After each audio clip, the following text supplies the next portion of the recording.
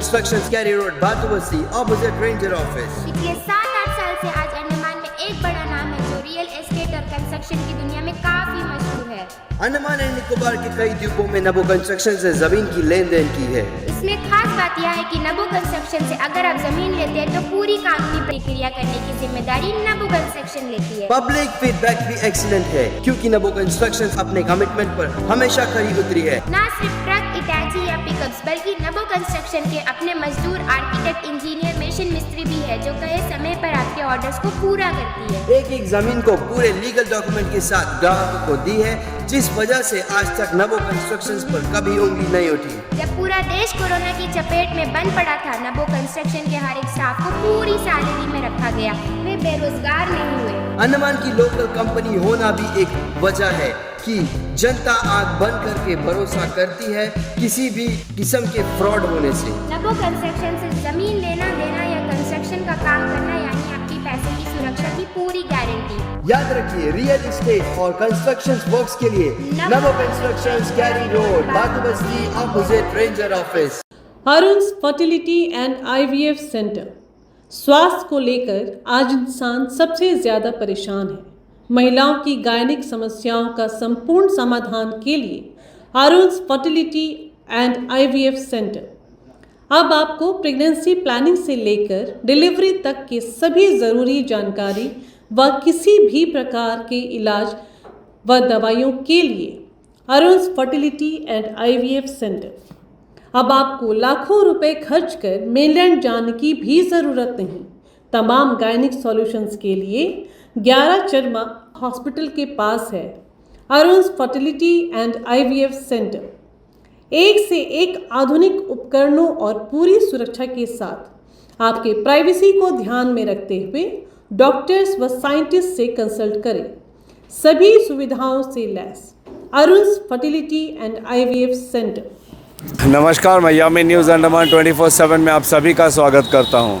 अभी कुछ दिन पहले हमने जो है लंबा लाइन में जो मुख्य रास्ता है उसको लेकर हमने एक विषय उठाया था कि इन रास्तों में जो पाइपलाइन बिछाया गया था उसके बाद में जिस तरीके से उसको रोड को रीसर्फेसिंग का काम किया गया था वो बहुत ही घटिया स्तर का था, जिस वजह से अनेकों एक्सीडेंट्स दिखाई पड़े हैं, जिससे लोग भी काफ़ी परेशान थे। तो उन्होंने इसकी शिकायत की। इन्होंने हमारे न्यूज़ चैनल के माध्यम से भी इस बात को उजागर किया कि इसको जल्द से जल्द अगर एडमिनिस्ट्रेशन ठीक कर दे तो ये सारी परेशानियों से छुटकारा मिल सकता है। यकीन मानिए कुछ दिनों के अंदर ही पीछे की तरफ से जो है पूरे स्कूल लाइन से लेकर डेयरी फार्म तक पूरे रास्ते में जहाँ पर रोड उबड़ खाबड़ थी उसको समतल किया गया और किनारों पे जिस तरीके से बजरी कंकड़ पड़ा रहता था उसको भी सफाई किया गया और लोगों ने जो है बढ़ चढ़कर प्रशासन को धन्यवाद भी दिया। और अभी हम जो है यहाँ हिंदू राष्ट्र शक्ति के अध्यक्ष श्री राकेश्वर लाल जी के पास पहुँचे। उन्हें भी इसी रास्ते को लेकर कुछ बात करनी है, तो चलिए हम उन्हीं के ज़ुबानी जानते हैं कि वे क्या कहना चाहते हैं। जय हिंद सर। जय हिंद यमीन जी। सबसे पहले तो आपकी चैनल को बहुत बहुत धन्यवाद, क्योंकि आप ही की चैनल थी जो इस रूट का इशू को पाइपलाइन जो बिछाना गया था उसके बाद जो जितने भी गड्ढा उत्पन्न थी पूरा आपका डीवीएम से लेके यहाँ डेयरी फार्म जंक्शन तक आप ही का चैनल में वो न्यूज़ आई थी। और उसके बाद एपीडब्ल्यूडी ने तुरंत एक्शन लेते हुए अभी फ़िलहाल ये जो आपका ये चढ़ाई है सैंड एंड सी होटल है वहाँ तक ये पहुँची है सरफेसिंग करना। शायद ये कल जो है ये आगे की ये तरफ की ओर बढ़ेंगे। ऑनेस्टली बोलूँ तो ये हमारी वजह से डेफिनेटली नहीं हुआ है, क्योंकि ये जो है जनता जिन्होंने पीछे जो टिप टॉप शोरूम है फेमस बेकरी वहाँ के अगल बगल के जो लोग हैं, जो दुकानदार हैं, स्थानीय निवासी, उन लोगों ने इस बारे में हमें बताया था और उन्होंने चिंता जताई थी। ये बहुत ज़रूरी होता है कि जनता जो है किसी विषय पर चिंता जताए और उन बातों को जो है प्रशासन के सामने रखे। और जो काम हुआ है उसके लिए हम धन्यवाद करते हैं प्रशासन को, जिन्होंने इन बातों को गंभीरता से लिया और जनता की भलाई के लिए इस काम को भी किया। बिल्कुल सही कहा आपने यमीन जी। Thank you. आपकी चैनल में सबसे पहले मैंने ये इशू को उठाया, उसके बाद हमारे पड़ोसी जो विवेकानंदा के बाजू में रहते हैं उन्होंने ये इशू को उठाया और जो जैसा कि आपने कहा टिप टॉप उन्होंने कहा, क्योंकि उनका कहना बिल्कुल सही है। हम रोज़ देखते आए हैं कि जो टूरिस्ट है वो हमारे पोर्ट पर घूमने आते हैं और इस तरह रोड की खस्ता हालत देख के उनको तो नहीं पता यहाँ पे क्या हुए नहीं हुए, वो रात के समय जब चलते हैं तो गिर जाते हैं। ये वही चीज़ उन्होंने कहा था तो कहने का अर्थ यह है कि आपका चैनल का माध्यम से जो आपने ये न्यूज़ बनाई और ये सर्कुलेट हुई, इसी को देखने के बाद एडमिनिस्ट्रेशन ने ये स्टेप ली। क्यों नहीं इससे पहले एडमिनिस्ट्रेशन ने स्टेप ले ली? काफ़ी समय से रोड की हालत खस्ता थी, पूरा स्कूल लैंड से लेके यहाँ तक। दूसरी चीज़ मेरा आपसे कहना ये है, अब आप देखिए ये जो रोड है डेयरी फार्म टूवर्ड्स एयरपोर्ट, ये 1 लेन रोड है, ठीक है। और पूरा डेयरी फार्म जंक्शन से लेके आपका मिनी बे डॉलीगंज जंक्शन से 1 साइड घर है, 1 साइड बिजनेस स्टैंड है। दूसरी चीज़ पुलिस विभाग कल क्या करी, मैं ट्रैफिक ब्रांच का जितने भी वर्कर्स हैं मैं उनको बहुत बहुत सल्यूट करूंगा कि उनका बुद्धि बहुत अच्छी है कि एक सिंगल लेन रोड में डिवाइडर बिछा दिए। कारण क्या है? एक्सीडेंट को रोकना। कम से कम आप लोग ये तो देख लेते कि किधर में डिवाइडर बिछाना चाहिए और किधर पे नहीं। आपका जब मन चाहे आप वहाँ में डिवाइडर बिछा देते, जब दिल आया आप डिवाइडर हटा देते। मुझे आप कहिए ना यमीन जी, ये समर वेकेशन चल रही है, पानी की ज़रूरत है। अगर यहाँ पे पानी की एक ट्रक आके खड़ा हो जाए, जितने भी ट्रैफिक फ्लो हो रही है ब्लॉक हो जाएगी। या फिर यहाँ पे एक फायर विकेट आके खड़ा हो जाए, आपका ट्रैफिक ब्लॉक हो जाएगी।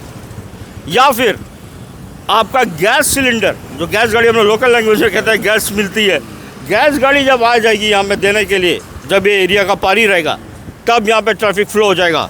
इसका रिस्पॉन्सिबल कौन रहेगा, पब्लिक या ट्रैफिक पुलिस? एडमिनिस्ट्रेशन को कुछ दिखाई नहीं देता, बस लेकर के डिवाइडर बिछा देते हैं। अरे डिवाइडर डालने का कुछ ना कुछ कारण तो डेफिनेटली रहा होगा ना। बता रहा हूँ, उनका कहना यह है भाई डिवाइडर डालने से स्पीड में कम होगी फ्लो, एग्जैक्टली, एक्सीडेंट कम होगी।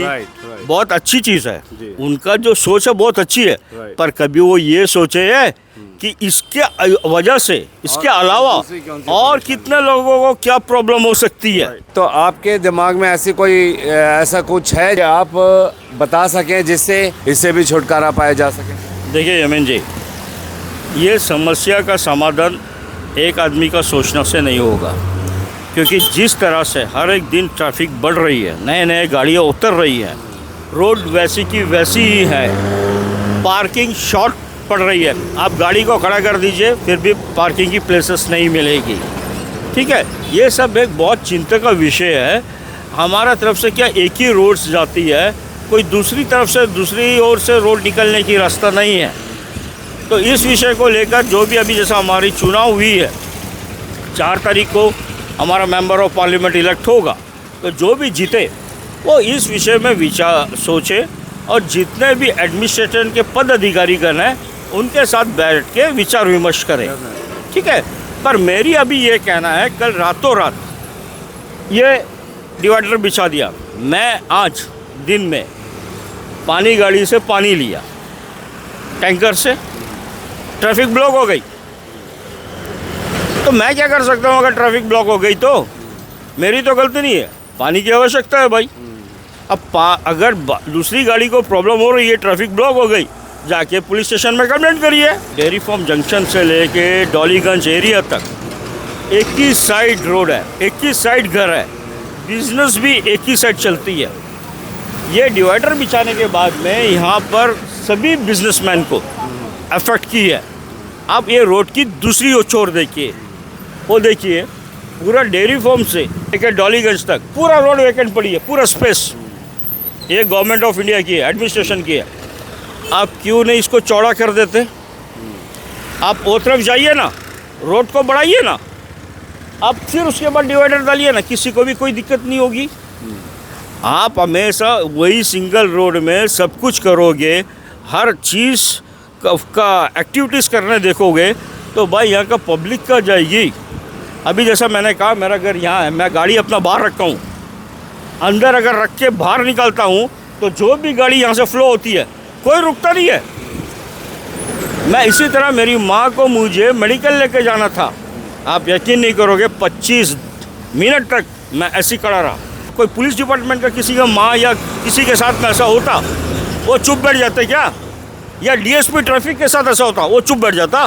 गवर्नमेंट का क्या नियम है कि पब्लिक को हरेसमेंट ना हो, पब्लिक हरेस ना हो।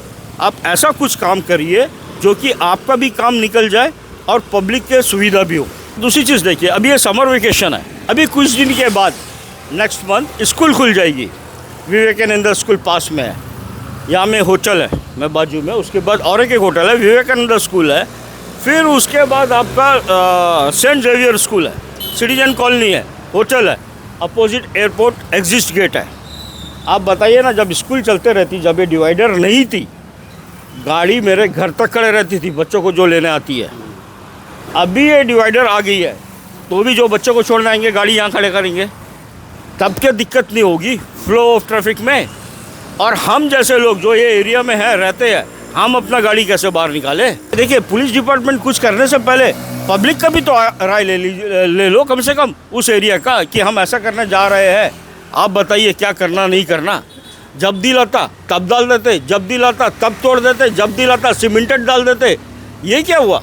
तो ये थे हमारे साथ हिंदू राष्ट्र शक्ति के राकेश्वर लाल जी, जिन्होंने अपनी चिंता जताई है इस रोड के विषय को लेकर। जिस तरीके से रोड के बीच में जो डिवाइडर डाल दिया गया है डेयरी फार्म से लेके और कुछ दूरी तक, इससे इनका कहना है कि रोड की जो चौड़ाई है वो काफ़ी कम है और ये सिंगल लाइन रोड होने की वजह से यहाँ पे इनको काफ़ी दिक्कतों का सामना करना पड़ रहा है। तो उसी पर वे काफ़ी निराश है और उन्होंने अपनी बातें रखी है। हमें पूरा यकीन है कि हमारी प्रशासन और खास ट्रैफिक पुलिस विभाग, जब उन्होंने ये सोचा होगा तो डेफिनेटली इसमें कोई ना कोई सकारात्मक सोच ज़रूर रही होगी, तभी उन्होंने डाला। हो सकता है कि जिस गति से लोग यहाँ पे गाड़ियाँ चलाते हैं वो गति में काबू पाने के लिए किया गया हो, ताकि लोग बेलापरवाह होकर ओवरटेक ना करें और हादसों का शिकार ना हो जाए। हो सकता है कि जिस तरीके से जो आजकल के यूथ जो है रैश ड्राइविंग करते हैं, रफ ड्राइविंग करते हैं, उस पर काबू पाने के लिए ये कदम लिया गया होगा डेफिनेटली। लेकिन जिस तरीके से राकेश्वर लाल जी कह रहे हैं कि इसका जो ये डिवाइडर डाल देने की वजह से इसका जो दूसरी तरफ जो इफेक्ट होता है, क्या उस बारे में सोचा गया। हम भी डेफिनेटली चाहेंगे कि हमारी जो ट्रैफिक विभाग है वो इस पर ज़रूर गौर करे, जिन जिन बातों को अभी राकेश्वर लाल जी ने कहा है कि क्योंकि ऑलरेडी रोड काफ़ी छोटा, आप देख सकते हो कि एक छोटी सी मारुति कार यहाँ पे खड़ी हो जाती है तो लगभग कितना हिस्सा रोड का घेर लिया जाता है। डेयरी फार्म जंक्शन में बस रुकी जी, देखो वाली, आप बताइए ना कोई दूसरा गाड़ी उसका पास से पास हो सकेगा, आप खुद देखिए। बिल्कुल बिल्कुल। तो यहाँ पे इस गाड़ी की जगह अगर वो जो बड़ी वाली 6 पहियों वाली गैस गाड़ी आके खड़ी हो जाए या पानी सप्लाई करने वाली गाड़ियाँ आके खड़ी हो जाए, तो आप यकीन मानिए वो जो है रोड के इतने हिस्से पे आ जाएगी। तो फिर क्या वो जो ज़रा सा हिस्सा उस गाड़ी और बैरिकेडिंग के बीच का जो ज़रा सा हिस्सा है, क्या उससे दूसरी गाड़ियां पार हो पाएंगी। ये एक बहुत बड़ी बात है सोचने के लिए, क्योंकि अगर एक गैस गाड़ी खड़ी होती है तो कम से कम एक जगह पे वो 15-20 मिनट खड़ी होती है।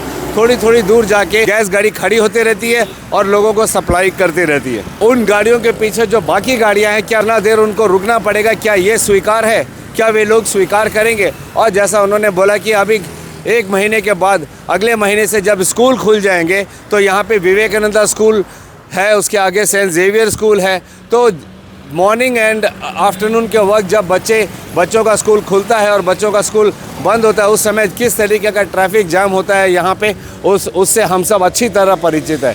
क्या हमारी पुलिस, ट्रैफिक पुलिस उसके लिए तैयार है?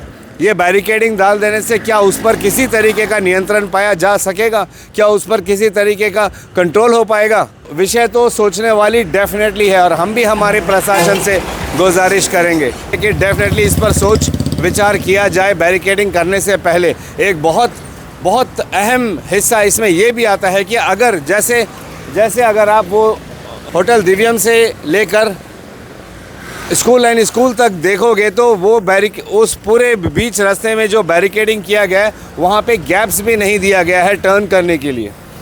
तो इससे जो है वन साइड, एक तरफ जो है जहाँ तमाम घरें हैं, दुकानें हैं, उन लोगों को बहुत नुकसान का सामना करना पड़ रहा है। क्योंकि कई बार ऐसा होता है कि लोग जब बाज़ार की तरफ से भातू बस्ती की तरफ जाते हैं और उन्हें अगर उन दुकानों से कुछ लेना होता है तो वे नहीं रुक पाते हैं, क्योंकि उन्हें टर्न करने के लिए जगह नहीं है, तो वे छोड़ देते हैं। डेयरी फार्म से लेके देखा जाए तो भातू बस्ती की जो पार्किंग है वहाँ तक आपको रोड के उस तरफ में एक भी दुकान नहीं मिलेगा। जो कुछ ठेले वाले हैं जिन्होंने फ्रूट की सब्जियों के ठेले लगा रखे हैं, वरना ऐसे कंस्ट्रक्टेड कोई ना तो घर मिलेगा आपको, ना ही कोई दुकानें मिलेगी, क्योंकि ये जो टोटल एरिया है ये एयरपोर्ट अथॉरिटी का भी के अंडर में भी आ जाता है।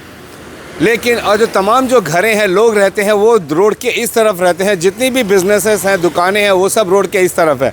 लेकिन ऐसी बैरिकेडिंग कर देनी जहाँ पे गैप्स भी नहीं दिया गया है, उससे इस तरफ जो जितने लोगों ने अपने बिज़नेस खोल रखे हैं उन सबको बहुत नुकसान का सामना करना पड़ रहा है। ये हमें इस बारे में भी हमें कई लोगों ने बहुत पहले से बताया है, जब से वो बैरिकेडिंग वहाँ पे लगाया गया है। लेकिन मुख्य विषय अब यहाँ पर ये है कि ये बैरिकेडिंग कर देने से अगर भगवान ना करे यहाँ पर अगर कहीं पर आग लग जाती है तो फायर ब्रिगेड की गाड़ी अगर आके यहाँ पे रुक गई तो यकीन मानिए कि उसके पीछे से आने वाली एक भी गाड़ी आगे पार नहीं हो पाएगी। क्या इस विषय पर हमारे ट्रैफिक सेक्शन ने, हमारी एडमिनिस्ट्रेशन ने सोचा है ये डिवाइडर लगाने से क्या इसका कोई समाधान निकलेगा? इन्हीं सब बातों को लेकर राकेश्वर लाल जी ने इस पर चिंता जताई है और उम्मीद कर रहे हैं कि प्रशासन इस पर डेफिनेटली कोई ना कोई कदम उठाएगी, जिससे लोगों को परेशानी भी ना हो और प्रशासन जो सोचकर बैरिकेडिंग करना चाहती है उस सोच में भी वे कामयाब हो। एक विकल्प राकेश्वर लाल जी ये कहते हैं कि क्यों नहीं उस तरफ की जो रोड है उसको थोड़ी और चौड़ी कर दी जाए, ताकि फिर दोनों तरफ जो रोड्स हैं उनके लेन में भी चौड़ाई मिल जाएगी और फिर बीच में डिवाइडर रखा जा सके। जिस तरीके से डिवाइडर रखा है ये डेफिनेटली एक्सीडेंट कंट्रोल करने के लिए, रैश ड्राइविंग कंट्रोल करने के लिए की गई है। लेकिन हमारी एडमिनिस्ट्रेशन को, हमारी ट्रैफिक पुलिस को इस बारे में भी सोचना है कि अगर इस तरीके से डिवाइडर लगा देने से जो दूसरी परेशानियां लोगों को होती है उससे कैसा निपटना है। हम उम्मीद करते हैं कि हमारी प्रशासन इस पर डेफिनेटली सोच विचार करेगी और उन रास्तों को ज़रूर निकालेगी, या तो फिर ये बैरिकेडिंग को ही यहाँ से हटाएगी। वहीं दूसरी ओर हम हमारे द्वीपों के तमाम वाहन चालकों से और सड़क पर पैदल चलने वाले लोगों से भी आग्रह करते हैं कि जब वे सड़क पर चलें तो कृपया पूरी सावधानी के साथ चलें। आप पूरे नियंत्रण के साथ अपनी गाड़ी को चलाएं, होशो हवास में गाड़ी को चलाएं, हेलमेट पहनकर, सीट बेल्ट लगाकर गाड़ियों को चलाएं। हमारी सड़कें उतनी चौड़ी नहीं हैं, हमारे रास्ते इतने उच्च स्तर के नहीं हैं और ना ही हमारा ट्रैफिक सिस्टम उतना अच्छा है, तो फिर ये हमारी भी जिम्मेदारी बनती है कि हम सुरक्षित रहें। हम खुद सुरक्षित रहने के लिए और औरों को सुरक्षित रखने के लिए हम भी थोड़ी सावधानी बरतें जब हम सड़क पर उतरते हैं, चाहे पैदल चलकर या गाड़ियां चलाकर। सतर्कता बहुत ज़रूरी है, जिससे हम अपने आप को भी सुरक्षित रख सकते हैं और दूसरों की भी सुरक्षा का ध्यान दे सकते हैं। इसी उम्मीद के साथ और कैमरा पर्सन दीपिका सोनी के साथ मैं यामीन, न्यूज़ अंडमान 24/7। नमस्कार।